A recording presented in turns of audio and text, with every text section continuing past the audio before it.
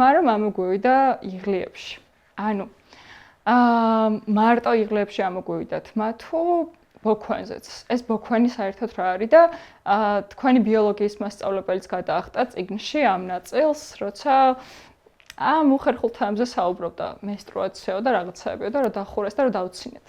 ხო, მაგრამ თქვენ კაი ბავშვები ხართ და ჩვენსავით აღარ დაცინით მასწავლებას და ძალიან მიხარია. ანუ ნორმალურია თუ არა, რომ თმა გვეზრდება? კი, ძალიან ნორმალურია. ამაში განსაკუთრებული არაფერია. ისიც გვიკვირს ხოლმე, რომ მაგალითად აი გოგოებში ფეხებზე მაგალითად თმა უფრო სქელდება, ამას ტერმინალურ თმა ქვია. იღლებს უფრო სქელდება, ბიჭებშიც ასევე.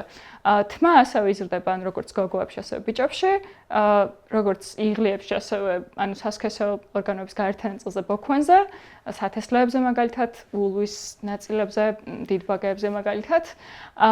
და ხო, ეს ნორმალურია. შეგიძლიათ სხვა საშუალებით გაიპარსოთ და მოიშოროთ არასასრული თმა, თუ ეს თქვენში იწვევს ხოლმე, რა თქმა უნდა, შფოთვას, ღელვას, დეპრესიულობას და ზოგადად გაღიზიანებას.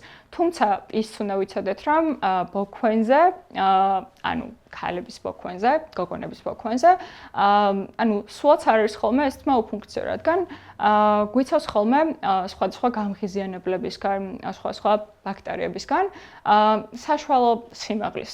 თუმცა თუ რა თქმა უნდა ადამიანს არ სურს შეუძლია მოიშოროს, თუმცა ანუ აქ არაფერი არ არის, ანუ თმაში არაფერი არის სასირცხვილო, ნორმალურია და შეგიძლიათ დაიტოვოთ და ძალიან ჩვეულებრივად მისცეთ უფლება რომ დაგიცვათ სხვადასხვა გამღიზიანებლებისგან. რა უნდა ვქნათ ჩვენ?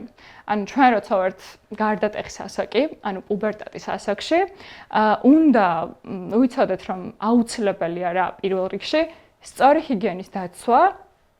როგორ უნდა დავიცვათ სწორი ჰიგიენა ყოველ დღე? განსაკუთრებით ყოველ საღამოს ძილის წინ მოვიწესრიგოთ თავი, შეგვიძლია გავიპარსოთ თმა, თმა უნდა გაიპარსოთ.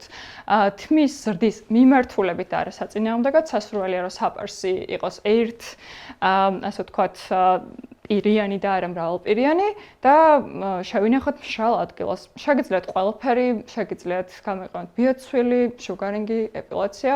ამას თქვენ არ გიშლით, ანუ მთავარია ის, რომ რადგან ეს უამრავი ჰორმონი აქტიურდება და ასე ვთქვათ, გამოიყოფა და იმატებს ტესტოსტერონი თუ ესტროგენები და ეს ცვლილებები მოყვება, მთავარია რომ აი ამ პერიოდში განსაკუთრებით დავიცვათ ჰიგიენა.